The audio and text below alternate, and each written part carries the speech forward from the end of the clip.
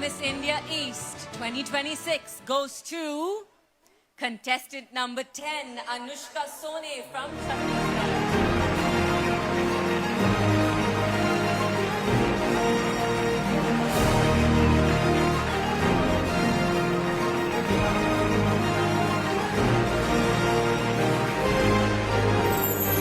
नमस्कार, आप देख रहे हैं टीवी 24 और मैं हूं आपके साथ अंकिता। आप सभी का स्वागत है हमारे इस विशेष कार्यक्रम में, जिसमें हम आपको आज मिलाने वाले हैं एक ऐसी शख्सियत से जिन्होंने ना सिर्फ छत्तीसगढ़ का बल्कि भारत में कभी नाम रोशन किया है, जिन्होंने फेमिना मिस इंडिया ईस्ट 2026 का खिताब हासिल किया और नाम रोशन किया, जो ना सिर्फ एमबीबीएस डॉक्टर है, एक एंटरप्रेन्योर है, लेखिका है और साथ ही साथ में ब्यूटी क्वीन भी है। चलिए इन्हीं से हम जानेंगे कि इस सफर को इन्होंने कैसे तय किया। अनुष्का सोन जी, आपका बहुत बहुत स्वागत है हमारे स्टूडियो में। Thank you so much.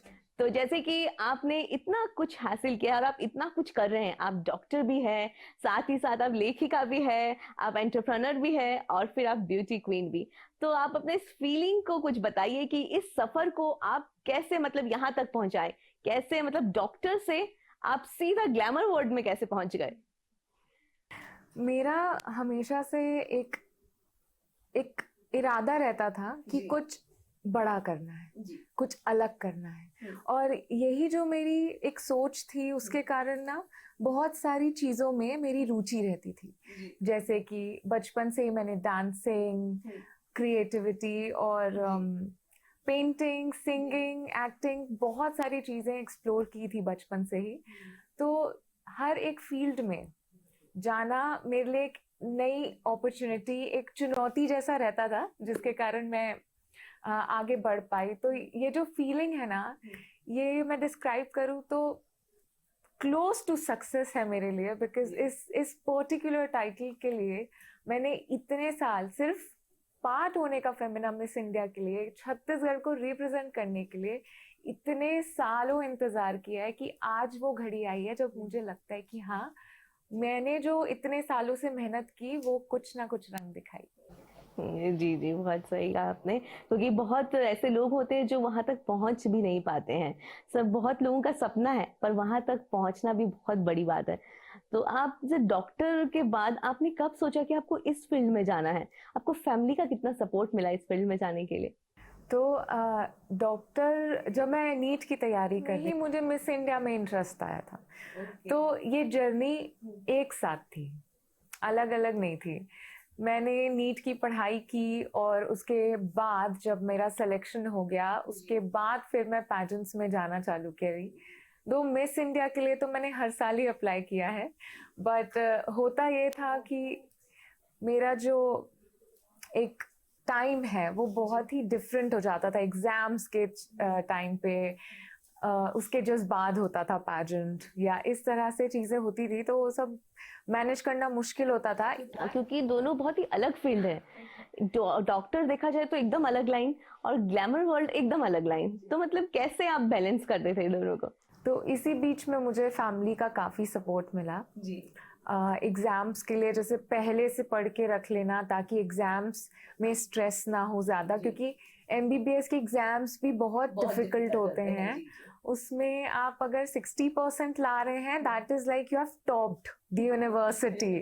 तो जो हमारा एक कॉन्सेप्ट होता था 12th में कि 100% स्कोर नहीं होता वहाँ, यहाँ ऐसा।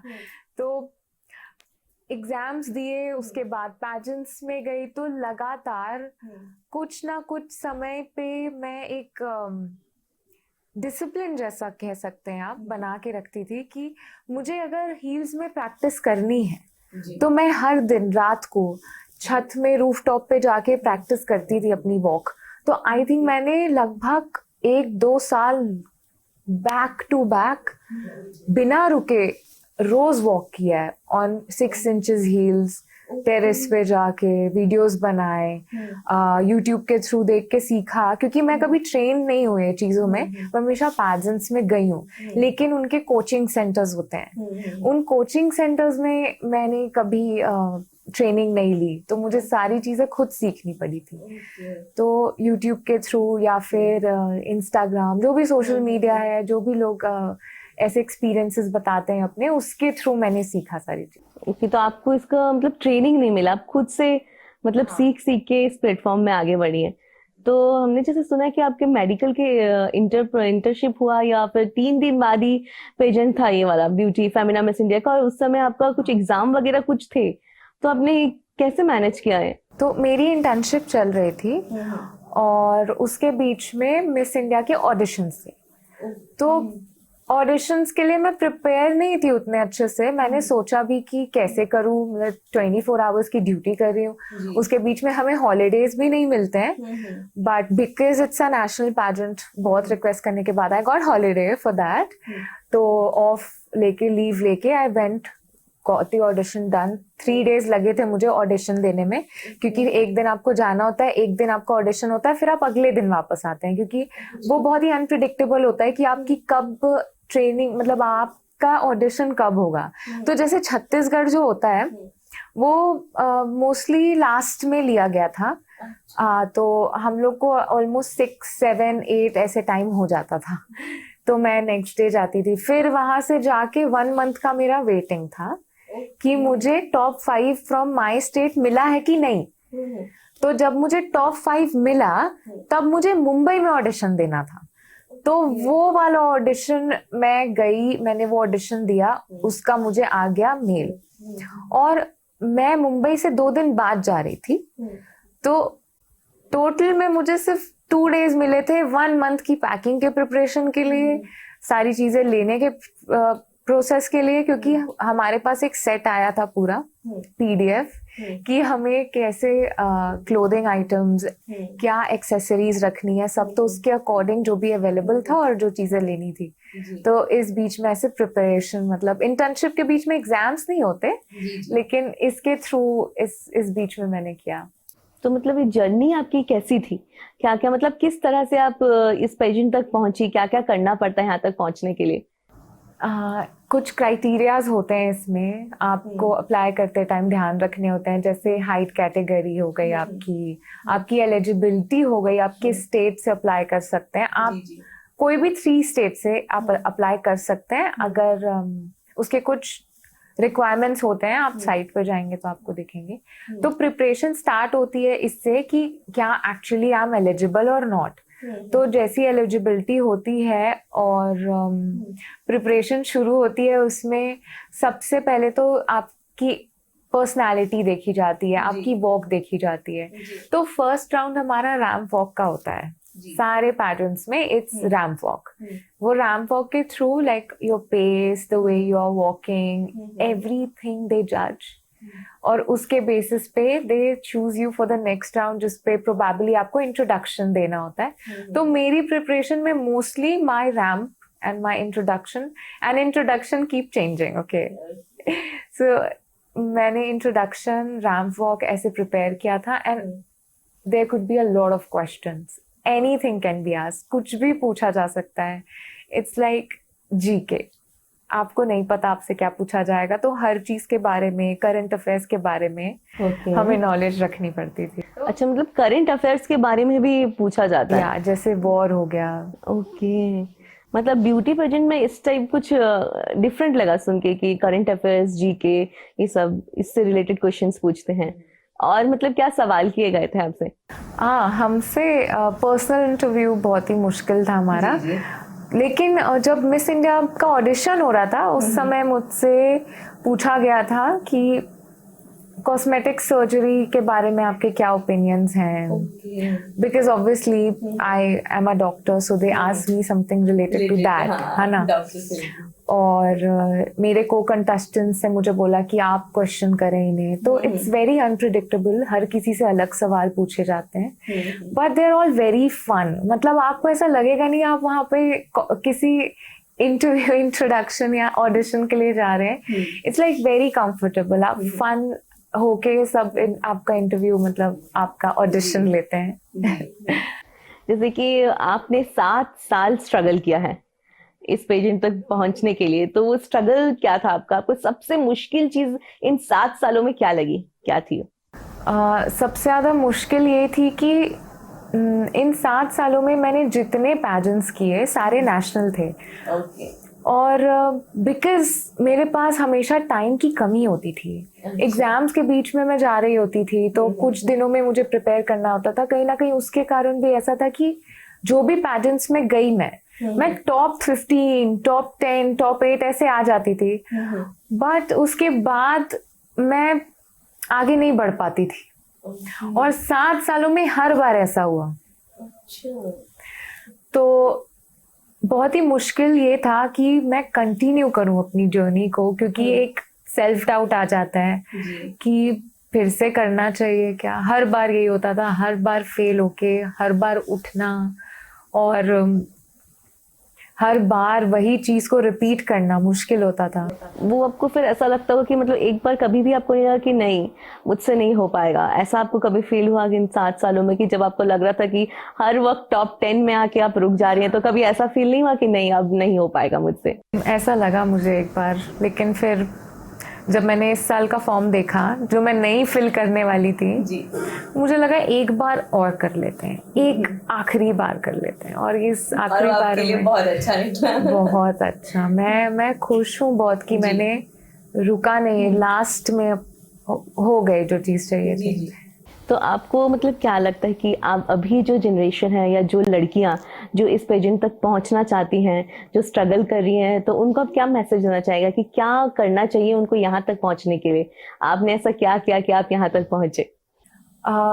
मैंने अपने अंदर बहुत बदलाव लाए, सच बताऊं तो। बचपन से मैं एक टॉम बॉय जैसी थी, मुझे वीडियो गेम्स पसंद थे और पैजेंट्स और मेरे बीच एक बहुत बड़ा डिस्टेंस था। तो इंटरेस्ट मुझे तब आया जब मैं स्टेज पे खड़ी हुई। तो जिन्हें करना है ये चीज, उनके लिए सबसे ज्यादा जरूरी ये है कि क्या आप सच में इस चीज से प्यार करते हैं। क्या आप जब स्टेज पे खड़े होते हैं तो आपको लगता है कि हाँ ये एक ऐसी चीज है जो मैं अपनी जिंदगी भर कर सकती हूँ। तो पहले तो ये जानना जरूरी है क्या ये चीज हमें खुशी दे रही है। तो सबसे जरूरी आप पहले देखें कि, क्योंकि ब्यूटी पैजेंट्स बहुत ही अनप्रिडिक्टेबल होते हैं, उनमें आपको नहीं पता होता कि कौन विनर होंगे, क्योंकि हमेशा जजेस के अकॉर्डिंग जो विनर होता है वो अलग होगा। हर किसी का पर्सपेक्टिव अलग होता है। आप मेहनत कर सकते हैं, लेकिन आपकी जो विनिंग है कि नहीं है वो आपके ऊपर डिपेंड नहीं करती। तो हमेशा अपना बेस्ट करिए और जो भी आप कर रहे हैं उसे दिल से करिए, उसे एंजॉय करके करिए। मैंने ये गलती बहुत बार की थी कि मुझे डर लगता था कि नहीं जीती तो क्या, इस बार नहीं जीती तो क्या। इस बार मैं खुश थी क्योंकि मुझे पता था कि छत्तीसगढ़ को मिस इंडिया में रिप्रेजेंट करने के लिए मैं इतने साल से कोशिश कर रही हूँ। इस बार मुझे वो मौका मिला और मैंने अपना 110% दिया था इस पे। तो मुझे नहीं लगा कि मैंने कोई कमी छोड़ी, तो इस चीज से मैं ज्यादा खुश थी।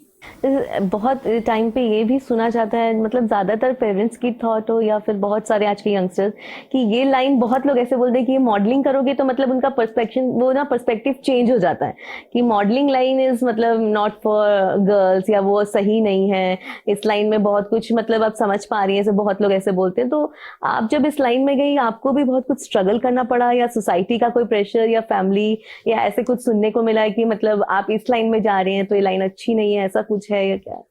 मुझे पैजेंट्स ने जो पावर दी है ना, अपने अंदर सेल्फ कॉन्फिडेंट दिया है, वो मुझे ब्यूटी पैजेंट्स में जाके ही आया है।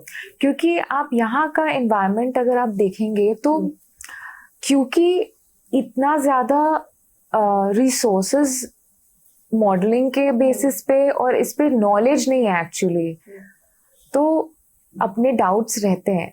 लेकिन क्या होता है, मैं ग्रेटफुल हूँ कि मेरी लाइफ में कभी भी ऐसी जर्नी कभी नहीं आई जो थोड़ी भी शंका वाली हो। सब बहुत ही परफेक्ट थे। मुझे बेस्ट लोग मिले जो मुझे गाइड किए, मुझे मेंटोर किए। तो मेरा पैजेंट्स में जितने लोगों से इंटरेक्शन हुआ है, जितना मैंने लोगों को जाना है, मेरा एक्सपीरियंस वाज ब्रिलियंट। तो कभी कभी आपके डिसीजंस बहुत मैटर करते हैं कि आप कहाँ जा रहे हैं। तो रिसर्च करना बहुत जरूरी है। कहीं भी जाने के पहले रिसर्च करिए कि वो जगह क्या आपके टैलेंट को डिजर्व करती है कि नहीं। क्योंकि क्या होता है ना, अगर आप किसी ऐसे चीज में पार्टिसिपेट कर रहे हैं जिसमें शायद आपको वो इंटरेक्शन ना मिले जो आप डिजर्व करते हैं, तो आप ग्रो नहीं कर पाएंगे। इसलिए बहुत जरूरी है कि मैं तो चाहूंगी कि छत्तीसगढ़ के जितने युवा हैं, जो सब यूथ हमारा चाहता है कि उन्हें मॉडलिंग में कुछ करना है इररिस्पेक्टिव ऑफ जेंडर, तो आप नेशनल पैजेंट्स में जाइए। अगर आपकी हाइट है, अगर आप उस एलिजिबिलिटी क्राइटेरिया में हैं, अभी तो मिस यूनिवर्स में एलिजिबिलिटी है भी नहीं, आपको आपकी एज, आपकी हाइट डजंट मैटर, आप बस एलिजिबल होने चाहिए अपने स्टेट से। तो ऐसे बहुत से नेशनल पैजेंट्स हैं जो आपको अपना रियल इंडिविजुअल आपको दिखाने का मौका देते हैं। तो ऐसे पैजेंट्स में आप जाइए, क्योंकि हम ये सोचते हैं कि हम पैजेंट्स में पार्टिसिपेट करके सीख जाएंगे, ऐसा बिल्कुल नहीं है। जो यहाँ पैजेंट्स होते हैं वो आप एक्सपीरियंस कर सकते हैं, बट वो एक्सपीरियंस और जो एक नेशनल पैजेंट में आपको टैलेंट चाहिए, ट्रेनिंग चाहिए, वो आपको इन चीजों से कभी नहीं मिलेगी, क्योंकि बहुत डिफरेंट होता है।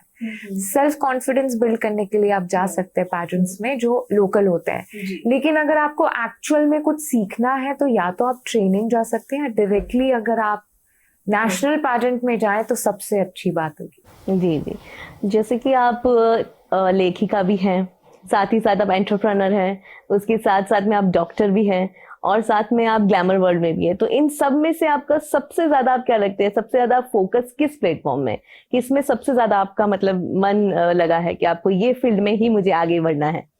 सबसे ज्यादा मैं ऑब्वियसली मिस इंडिया की तरफ बहुत इंक्लाइन थी, और इसके साथ साथ डॉक्टर बनने के लिए भी ना बहुत ज्यादा फोकस, बहुत ज्यादा मेहनत चाहिए थी।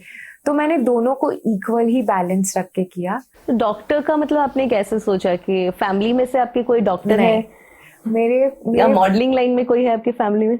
मेरे पूरी फैमिली में सब पुलिस ऑफिसर्स हैं, सब। तो पुलिस ऑफिसर के फैमिली में एक मॉडल और डॉक्टर भी, तो ऐसा कैसे मतलब? तो नॉर्मली ऐसा होता है ना कि मतलब फैमिली में अगर पुलिस है पूरी फैमिली, तो फिर उनके बच्चे भी उसी लाइन में ज्यादातर जाते हैं। तो आप कैसे इतना डिफरेंट रास्ता चुन लिए? मुझे डॉक्टर्स फैसिनेट करते थे कि कैसे वो पेन को कम कर सकते हैं लोगों के, और उनके पास एक पावर होती है ना कि वो हील करते हैं लोगों को। तो वो मुझे फैसिनेट करता था, और कहीं ना कहीं मेरे पेरेंट्स का भी गाइडेंस था कि being a doctor is an honour. तो मैंने सोचा कि दिस इज द फील्ड जो मुझे चूज करनी चाहिए, क्योंकि कहीं ना कहीं मैं इंक्लाइंड थी लोगों के तरफ।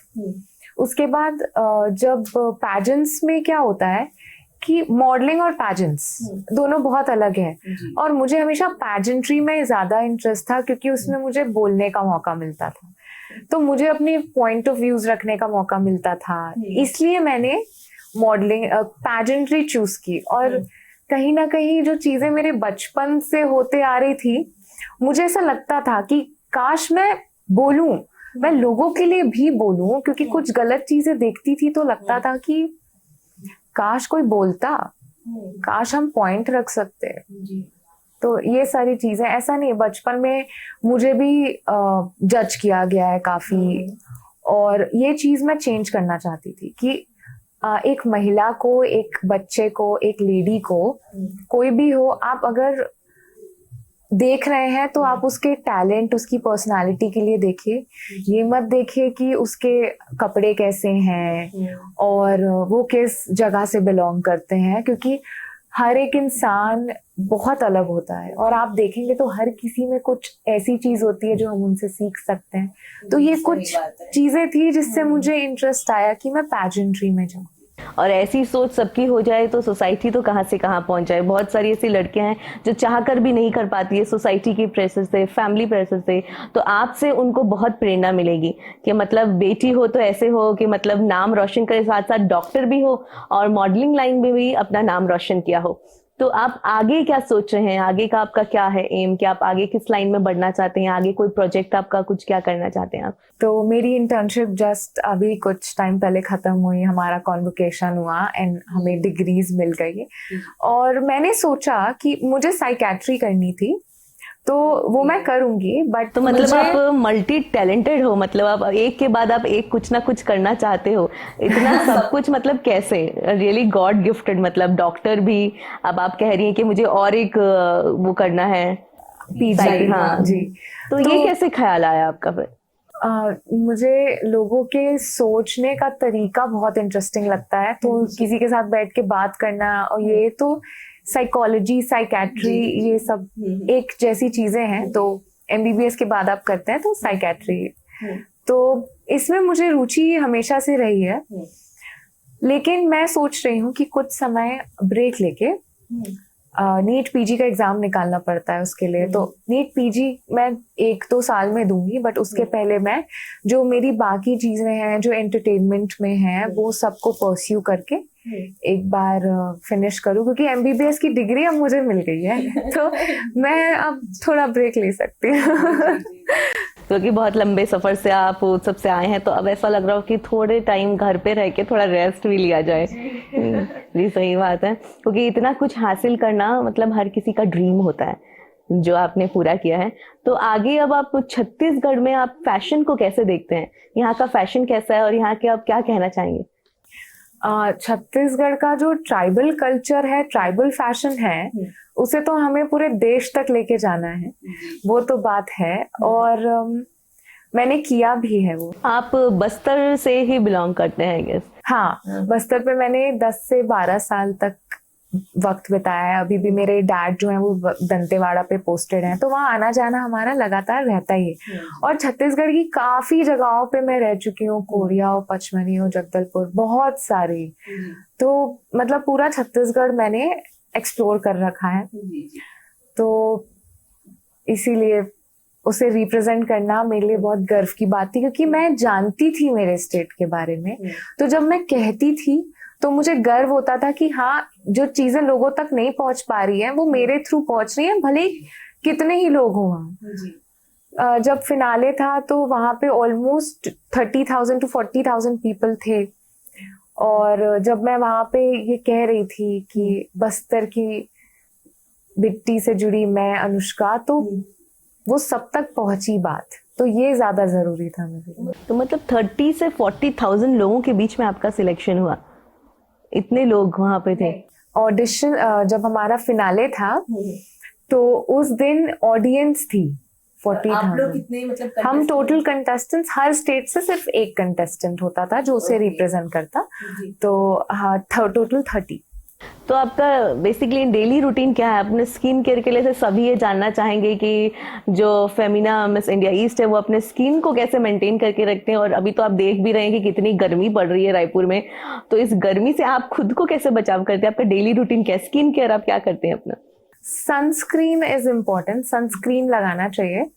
बाकी आप डाइट अच्छा रखते हैं तो आपका हेल्थ अपने आप, स्किन ग्लो सब अपने आप हो जाता है, तो डाइट बहुत जरूरी है। जी जी सही कहा। तो आपको आगे कुछ ऑफर्स वगैरह मिल रहे हैं अभी आगे? आप सोच रहे हैं कुछ, मतलब मुंबई जाने का आपका कुछ है कि आप छत्तीसगढ़ में ही कुछ ऐसा करना चाहते हैं? मैंने सोचा था कि मुंबई में जाऊंगी, लेकिन पहले छत्तीसगढ़ पे काम करके छत्तीसगढ़ कलाकारों के साथ, ताकि जो लोकल हमारे आर्टिस्ट हैं उनके साथ भी मैं काम कर सकूं। उसके बाद फिर मुंबई तो जा सकते हैं, मुंबई में अपॉर्चुनिटीज काफी सारी होती हैं। आपने पूछा था कि छत्तीसगढ़ में फैशन मॉडलिंग का भी, तो छत्तीसगढ़ में मुझे लगता है कि मॉडलिंग और फैशन का पर्सपेक्टिव थोड़ा सा अलग है, क्योंकि हमें उतना नॉलेज नहीं है, मुझे भी नहीं था, इसलिए मुझे 7 साल लग गए वहां तक पहुंचने। अगर मेरे पास कोई गाइड होता, कोई मेंटोर होता जो मुझे समझाता कि आपको ऐसे ऐसे करना पड़ेगा तो आप उस स्टेज तक पहुंचेंगे, तो शायद मेरी 7 साल की जर्नी छोटी जर्नी होती।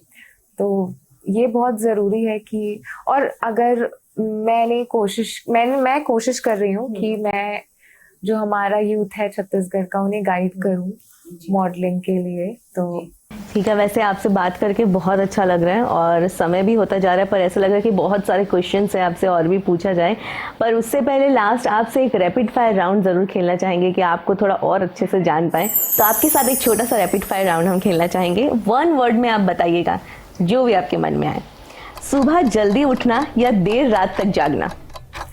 सुबह जल्दी उठना। ओके। आपकी सबसे बड़ी ताकत? गिव अप ना करना। ओके। सबसे बड़ा डर?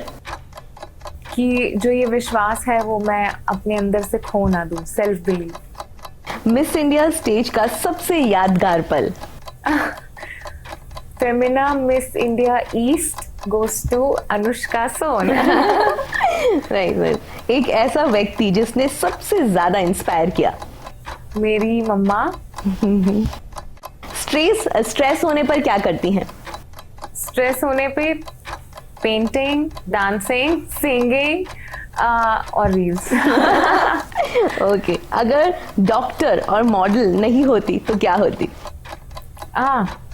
Police officer. Nice. Favourite Bollywood actress? Favourite Bollywood actress Katrina. Okay. जिंदगी का एक मंत्र जो आप सबको कहना चाहेंगे? सबसे पहले खुद से प्यार कीजिए, क्योंकि जब आप अपने आप से प्यार करेंगे तो आपके आसपास के सभी लोग आपसे प्यार करेंगे। नाइस। छत्तीसगढ़ की सबसे खास बात? छत्तीसगढ़िया सबले बढ़िया। क्राउन जीतने के बाद सबसे पहला मैसेज किसे किया? फैमिली? फैमिली तो वही थी। फ्रेंड्स? फ्रेंड्स में नहीं, इंस्टाग्राम पे पोस्ट कर दिया। आजकल तो वही सबसे इम्पोर्टेंट है, कुछ भी करने से पहले सोशल मीडिया सबसे पहले। सोशल मीडिया या किताबों की दुनिया? Social media. हील्स या स्नीकर्स? हील्स। एक ऐसी आदत जिसे बदलना चाहती हैं आप? सोना।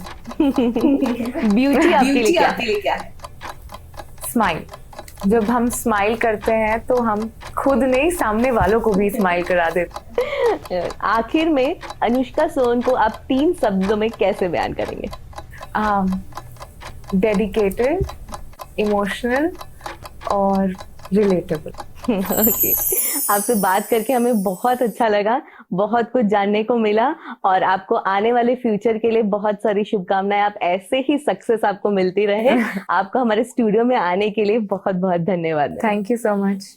जैसे कि आपने देखा कि आज हमारे साथ मौजूद थी मिस इंडिया ईस्ट अनुष्का सोन, जिसने हमें बताया कि उनकी जर्नी कैसी रही और इस पेजेंट तक जाने के लिए कितने कुछ उन्होंने स्ट्रगल किया, 7 साल की कड़ी मेहनत।